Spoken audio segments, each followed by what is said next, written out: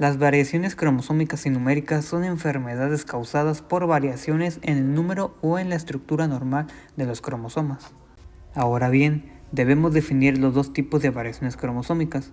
Una de ellas son las estructurales y las otras son las numéricas, en donde se menciona que una variación estructural es cuando falta una parte de un cromosoma, ya que hay una parte de más o se fue a otro lugar.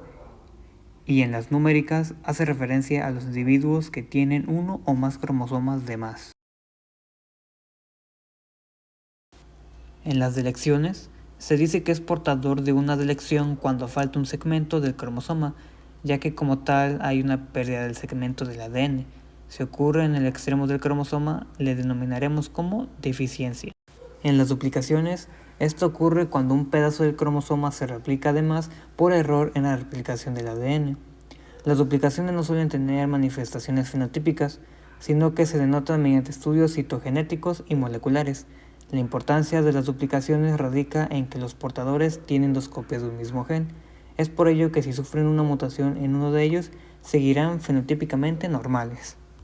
Hablando de las inversiones, bueno, en pocas palabras, una parte del cromosoma va a cambiar de dirección, pero para que produzca este evento es necesario una doble rotura y un doble giro de 180 grados del segmento formado por dos roturas, y van a existir dos tipos de inversiones, las pericéntricas y las paracéntricas. En las pericéntricas, en estas se van a incluir lo que es el centrómero, mientras que las paracéntricas, en esta no se incluye lo que es el centrómero, por lo tanto no afecta a la forma del ADN. En las translocaciones se dan cuando dos cromosomas no homólogos intercambian segmentos cromosómicos. Las translocaciones pueden detectarse citológicamente porque el heterocigoto estructural forma un cuadrivalente, que es la asociación de cuatro cromosomas en la profase meiótica. Los cuatro centrómeros en los cromosomas implicados en el cuadrivalente pueden coorientar de distintas formas en la metafase 1.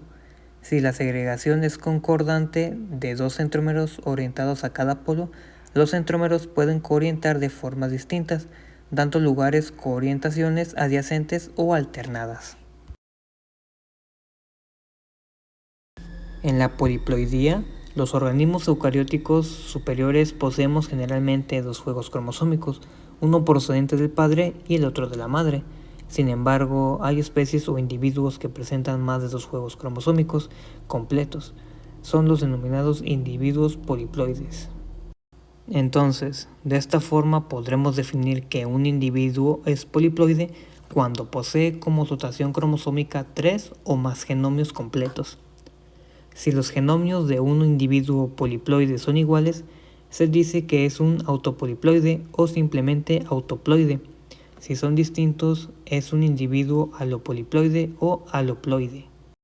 En la aneuploidía, se dice que es aneuploide cuando su constitución cromosómica no comprende un número exacto de genomios completos. Un individuo aneuploide lo puede ser por defecto o por exceso, es decir, puede tener cromosomas de más o de menos. Esto supone un desequilibrio que generalmente los animales soportan peor que las plantas. La aneuploidía, ocurrida de forma espontánea, es frecuente en la naturaleza y dependiendo de los cromosomas implicados, el organismo es más o menos viable. En la especie humana son bastante frecuentes las aneuploidías en nacidos vivos, y las más compatibles con la vida suelen originar trastornos fisiológicos, como por ejemplo el síndrome de Down, o las que afectan a los cromosomas sexuales, como el síndrome de Turner, que son las que aparentemente menos alteraciones producen.